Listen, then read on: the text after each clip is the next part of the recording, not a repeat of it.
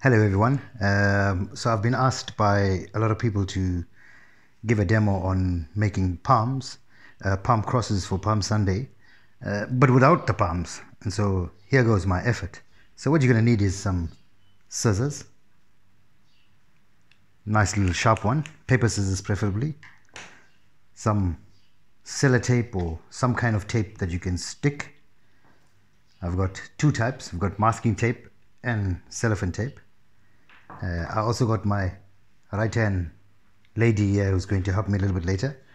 I then also took normal sheets of paper. If you have thick cardboard or slightly thicker than this, you won't need any other paper. What I did was I joined them together like so, and then I took insulation tape, masking tape, and I stuck it over the sheet of paper like that, and I did it on both sides. That's just to make the paper a little bit stiffer so that when we're working with it, we won't have a problem bending it and folding it and it won't tear. I also did the same when it came to the cellophane tape. I did the same on both sides, and then I cut them into strips. So I cut them into strips about that thickness. Doesn't have to really be straight. I mean, I just cut as I could, and this is what I end up with. And so my right hand lady Chelsea and I are going to take you through the steps of how you make palm crosses without palm crosses. Okay, so the first step that you're going to do is you're going to work out where your halfway point is. As you can see, that's my halfway point, and Chelsea's also got her halfway point. And so between the two of us, we got our halfway point. And so what we do is we then take that and pull it at a 90-degree angle, sort of twisting it like so, and then press it. Once you've got that pressed, you've got basically a little right angle, kind of like that. And then you're going to take the one facing towards the right, and you're going to tuck it underneath, all the way across, till it forms the right angle again. And then you're going to press it.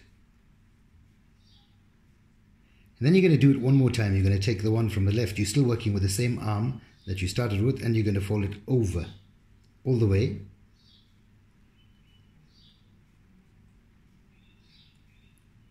Until it forms a nice, neat square. And it's back to where you started with. Okay, so we have our right angles. And then you're going to pick it up with the right arm still back to how we started. Okay, and so what you're going to do next is you're going to take the one that's closest to your tummy, the one that's closest to you, and you're going to have to take it all the way over your right arm, over like so, point it to the top, and then tilt it towards you and bring it over again. Now once you've got that, you are now ready to fold your palm crosses. And so you're going to take the right arm again, and this time you're going to go over the loose panel, over like that, and then you're going to turn and face it to you. And then what you'll find is you have a little hole like that, and then you're going to push that through the hoop. Now if it doesn't fit, that's all right.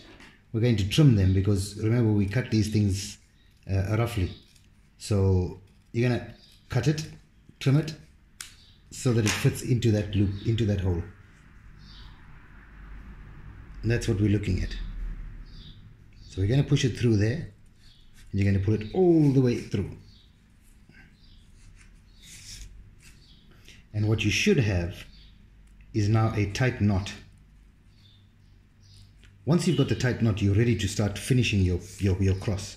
And so you can choose whichever one you want. I like to use the shorter one. And so then I take the shorter one and I look for the hole again. You see on both sides, there's only one place that it can actually fit in. And so I'm fitting it in through that same hole. But this time I'm not making it tight and I'm not pressing it flat. I'm going to pull it through till I see that I have enough. And then I'm going to turn it over and tuck it inward so that it looks a lot neater. And then I'm going to pull it to even out the arms of the cross.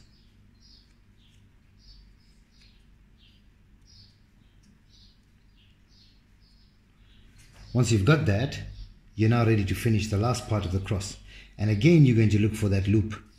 And so then I take the arm of the cross, or the leg, whichever one you want to call it, and then I push it through. Obviously, also remembering that if it's a bit too thick, you can cut it. And then pull it through, and here we go, palm cross. And Chelsea's almost ready. Here we go. Thank you, Chelsea. And that's how you would do a palm cross while in lockdown without having palm fonts.